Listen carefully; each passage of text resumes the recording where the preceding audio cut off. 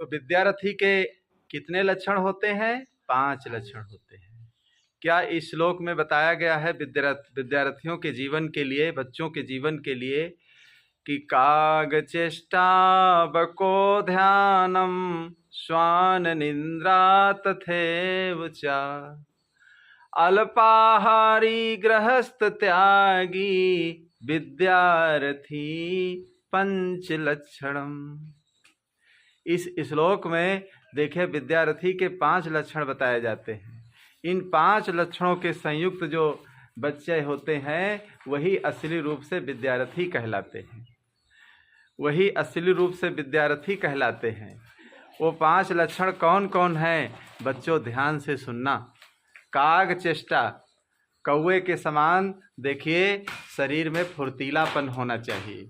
कौवे को आप मारने के लिए जाइए तो देखिए जैसे डीला उठाकर मारने के लिए जाओगे तो कौवा तुरंत भाग जाता है। ऐसे शरीर फुर्तीला होना चाहिए, आलसीपन नहीं होना चाहिए कि सो रहे हो और माता पिता अगर जगा रहे हैं, रजाई खींच रहे हैं, तो बहुत बच्चे कैसे होते हैं, एक बार रजाई खींचते हैं तो दोबारा फिर ओढ़ लेते हैं, तिबारा खींचते फिर ओढ़ के लेट जाते हैं, चौथी बार खींचते फिर ओढ़ कर लेट जाते हैं, तो वो बच्चे पढ़ सही नहीं पाते वो बच्चे सही पढ़ नहीं पाते हैं। तो विद्यार्थी के अंदर आलस नहीं होना चाहिए, आलस का त्याग होना चाहिए। और तो कौवे के समान जो फुर्तीला होगा देखिए वही असली रूप से विद्यार्थी बन पाएगा। तो काग चेष्टा, कौवे के समान शरीर को फुर्तीला रखो, आलस न रखो अपने अंदर। काग चेष्टा बको ध्यानम।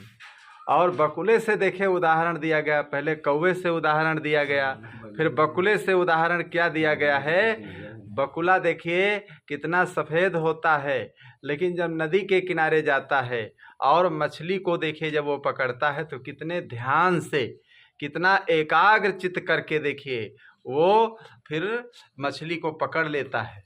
और जब एकाग्र चित्त अगर न करे तो मछली को नहीं पकड़ सकता है, ध्यान से ध्यान लगाए रहता है। जैसे मछली आई तालाब नदी के किनारे, मछली समझती है बहुत बड़ा भगत है, सफ़ेद सफ़ेद है, और टप से पकड़ लेता है उसको।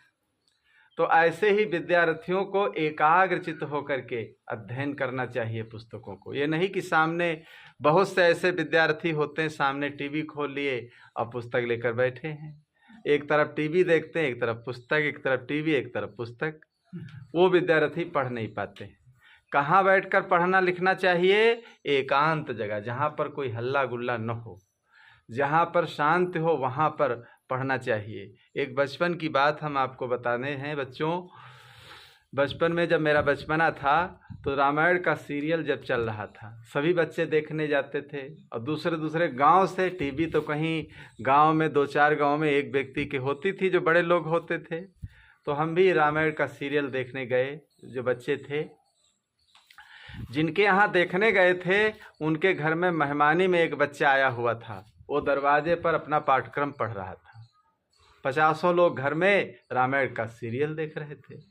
तो मैंने देखे उस बच्चे को जब देखा तो हमारे मन में हुआ, देखिए घर का बच्चा देखिए अपना पाठ्यक्रम पढ़ रहा है, बाहर के लोग सब सीरियल देखने आए हैं रामायण का। मेरे मन में हुआ हम भी लौट जाएं, अंदर जाना ठीक नहीं है। देखिए वही बच्चा पढ़ लिख करके बीटीसी करके अध्यापक हो गया। अब उसकी शादी हुई है तो पत्नी भी अध्यापक है। इतना अगर मेहनत न करता तो कैसे आगे बढ़ पाता? तो जो बच्चे मेहनत करते हैं, मेहनत से पढ़ाई लिखाई करते हैं, वो आगे बढ़ जाते हैं, पूरी ज़िंदगी उनकी सुखी रहती है। मकान का नींव जैसे है, नींव मकान का अगर गड़बड़ है तो आप कई मंजिल मकान नहीं बना सकते हैं, गिर जाएगा आपका मकान। इसी प्रकार बाल्य अवस्था क्या होती है? जीवन की नींव होती है, और जिसकी नींव बिगड़ जाती है तो देखिए पूरी ज़िंदगी जवानी उसकी सब बेकार हो जाती है। तो इसलिए इस बाल्य अवस्था को बहुत संभाल करके बच्चों रखना है, इसमें कोई गलत काम न होने पाए। माता पिता कितना पैसा फूंक करके देखे बच्चों को, कहाँ कहाँ भारत के कोने कोने विदेश तक, कोई बड़े बड़े लंदन इंग्लैंड भेज देते हैं पढ़ने के लिए। अगर बच्चे वहाँ सही पढ़ते नहीं हैं, पैसे को देखिए बर्बादी करते हैं, तो उनकी ज़िंदगी की भी बर्बादी हो जाती है। एक कोटा राजस्थान में बच्चा देखिए गया था कोचिंग करने। और जब कोचिंग करने गया तो देखे क्या हुआ। कोचिंग करने गया तो वहाँ